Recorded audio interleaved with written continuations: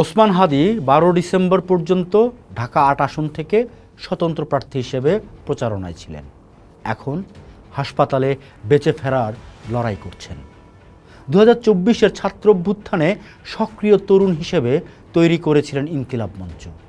বিগত আওয়ামী লীগ সরকারের বিরুদ্ধে আপোষহীন বক্তব্য এবং ২০২৪ সালের জুলাই আগস্টের গণ অভ্যুত্থানে সক্রিয় সাহসী ভূমিকার কারণে শরীফ ওসমান হাদী তরুণদের মধ্যে অন্যরকম আলোচিত মুখ।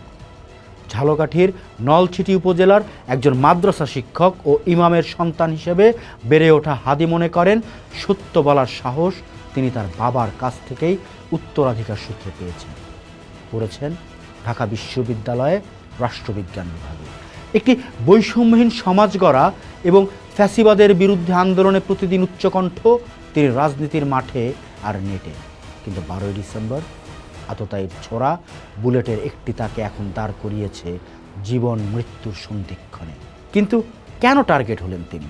সম্ভাব্য কারণ খুঁজতে বিশ্লেষণ করে দেখা যাক রাজনৈতিক পরিবেশটাকে।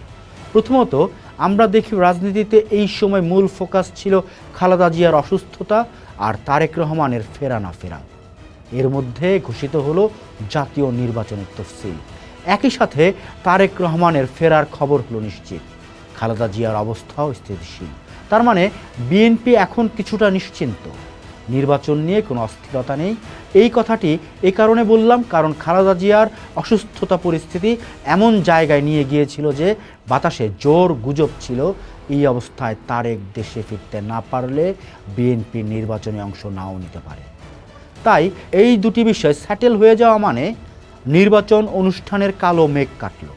তাহলে যারা নির্বাচন হতে দিতে চায় না তাদের হাতে নতুন ঘটনা লাগবে। হাদী কি তাদেরই প্ল্যানের বলি? একটু খতিয়ে দেখা যাক। আমরা যদি রাজনৈতিক বিশ্লেষকদের মন্তব্যের দিকে নজর দেই, দেখব আসিফ বিন আলী বলেছেন, ওসমান হাদীর উপর হামলাকে একটি বিচ্ছিন্ন ঘটনা হিসেবে দেখার সুযোগ নেই। এটা একটা বার্তা, আর বার্তাটা খুব সোজা। রাজনীতির মাঠে যে কণ্ঠটা একটু আলাদা, আবার বড় দলগুলোর সরাসরি ছায়ায় নেই, তাকে আঘাত করো, কম ঝুঁকি বেশি লাভ। এই মুহূর্তে একজন পরিচিত মুখকে গুলি করা মানে এক ঢিলে অনেক পাখি মারা।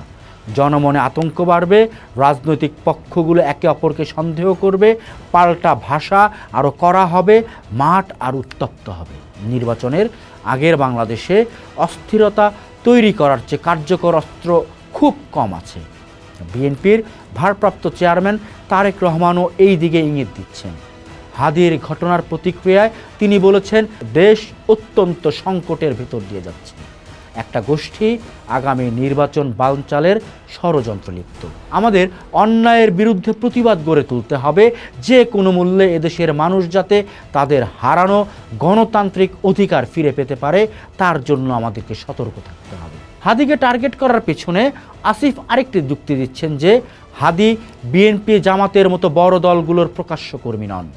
ইনকিলাব মঞ্চ নিজেকে আলাদা প্ল্যাটফর্ম হিসেবে তুলে ধরে।